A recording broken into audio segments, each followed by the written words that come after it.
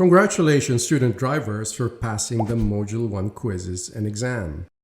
We are now on Module 2 of our online theoretical driving course with Drive Safe PH. But before we start the lessons, let's have a recap of Module 1 with Anna. This exercise is for better retention and understanding. Thanks for having me on this Module 1 recap, Mr. Drive Safe. I learned a lot from the first module. That's great. All right, let's start the recap. Driving is not a right. Driving is a privilege. This is the reason why the Land Transportation Office only grants a driving license to deserving applicants who have sufficient driving skills and adequate knowledge about road safety and proper road courtesy, respectful, and also considers the welfare of other motorists and road users. These things are stated in the Republic Act 10930, or the Law on Rationalizing and Strengthening of Drivers' Licensing System. This law also mandates student drivers, like me, to undergo a 15-hour theoretical driving course. Good job.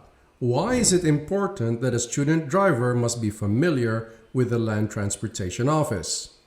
It is significant to understand the story of LTO, starting from its history since 1912 until it evolves to the present agency that ensures the safety of both drivers and other road users. It is LTO's mission to implement laws on land transportation. Moreover, LTO also manages and regulates the issuance of driver's licenses, inspections, and registration of vehicles on the road. Impressive! In Module 1, we also discussed why a student driver needs to have a student permit first before learning how to drive. And of course, we also tackled the different requirements in applying for a student permit. Anna, do you already know the difference between a non-professional and professional license?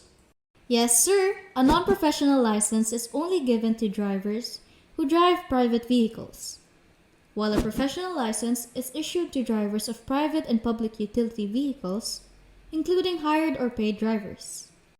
A while ago, we mentioned Republic Act 10930. According to this law, how long is the validity of a driver's license? 10 years, Mr. Drive Safe, but under one condition. A licensed driver must not have any traffic violations before renewal. If the violation is committed before renewal, the driver's license will be evaluated under a demerit point system, right? That's right, sir. The requirements for renewal will depend on the demerit points acquired. If 5 to 9 demerit points, the driver must undergo a driving enhancement program from an accredited service provider. If 10 or more, the driver is required to undergo the driving enhancement program and take a theoretical exam.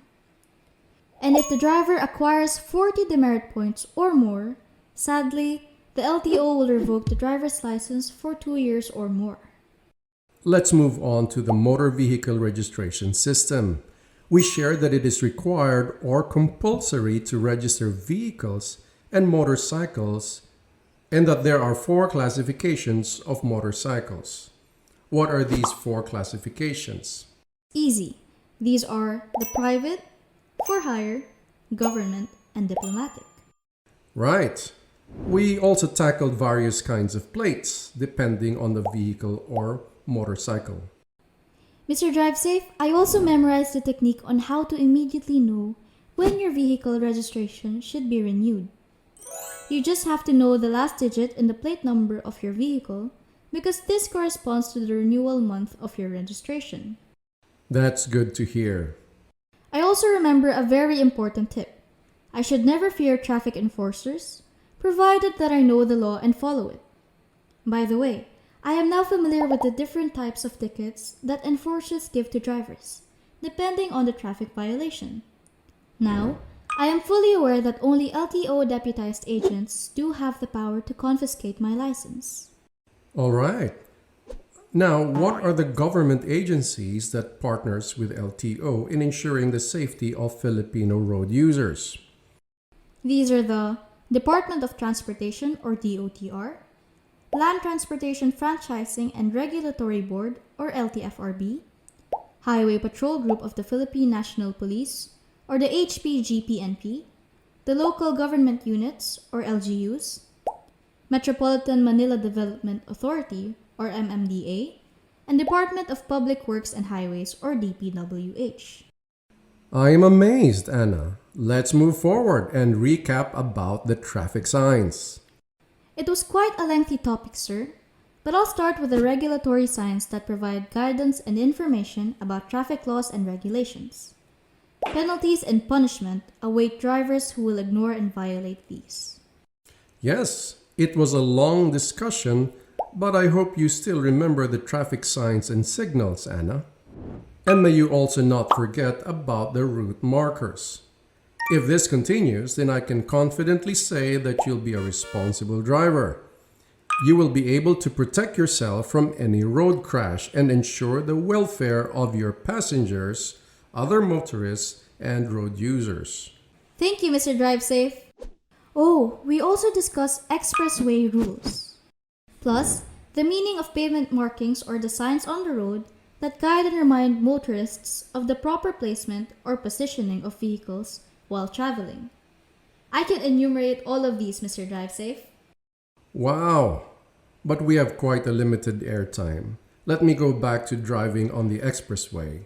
Keep this in mind, a driver should always be alert and must know the different actions or gestures that you should do depending on the type of expressway you're driving through. Yes, Mr. Drive Safe. I can absolutely do the hand signals if in case the signal lights of either my car or motorcycle are busted.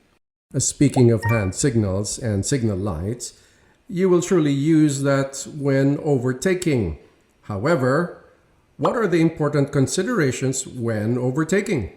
I should always overtake on the left side of the vehicle ahead of me and must properly estimate the distance to avoid touching or scratching the other vehicle. How about when you are the driver of the other vehicle being overtaken? I should never block the overtaking vehicle and be generous or give way instead. I'm happy to know that you understand this, Anna. Mr. Drive Safe, I also have memorized the no parking places for vehicles, like in intersections, crosswalk, within 6 meters near the intersection, 4 meters from the driveway entrance, same with fire hydrants, and in front of private driveways. That's good. Now, let's proceed with a pre-driving orientation for motorcycle and motor vehicle driving. I hope that you and our student drivers learn the things that a driver should do before driving a motorcycle. Of course, sir. I am already sort of familiar with the important switches and controls, features of the panel instrument or dashboard, and with the different parts of the motorcycle and their functions. How about with a motor vehicle? I learned the proper procedures in checking the car's condition before using it. This is called walk-around check. You also discussed one by one the switches and controls before and during driving under different weather conditions, plus the motor vehicle parts. And I will never forget to always wear the seatbelt. Because this is one of your protections in times of a road crash. Anna, do you still remember TLSL GO? Yes, this is an acronym of what a driver should do when turning or changing lanes. Think, look, signal, look again, and go. Think. Think how and to which lane you're turning. Look. Look towards the lane you want to go and the surroundings using the side and rear view mirror. If it's clear and no obstruction or other vehicles that you might crash into when changing lanes. Signal. Turn on the signal light depending on the direction that you desire to go. Look again. Double check if the road is clear and you're free to change lanes. And lastly, go when it's already safe. Nice! Let me also add the to-dos when driving a motor vehicle. If there's a pre-trick check and walk-around check before driving, please also do a post-driving routine. These are the things you do or check after driving: documents, belongings, and gadgets of passengers, switches and controls, ignition key, lock, and another walk-around check. The last part of our Module 1 recap is the laws related to driving. Can you please share with us these two laws, Anna? We have the Anti-Drunk and Drug Driving Act of 2013, or RA 10586. This penalizes individuals who drive under the influence of alcohol, drugs, and other similar substances. The Child Restraint Act, or RA 11229. According to this law, drivers are required to have age-appropriate child restraint systems, or CRS, in the vehicle. And while on the road, children 12 years old and below are not allowed to sit in the front seat beside the driver. Awesome! You truly amaze me. We're only at Module 1, yet you know a lot already. Now for Module 2, we will talk about the following: traffic lights, road rage and stress management, road courtesy, blow baguettes, emergency situations and procedures, and what to do when involved in a road crash. I am excited, Mr. Drive Safe. Let's go! Let's begin the Drive Safe PH online theoretical driving course, Module 2.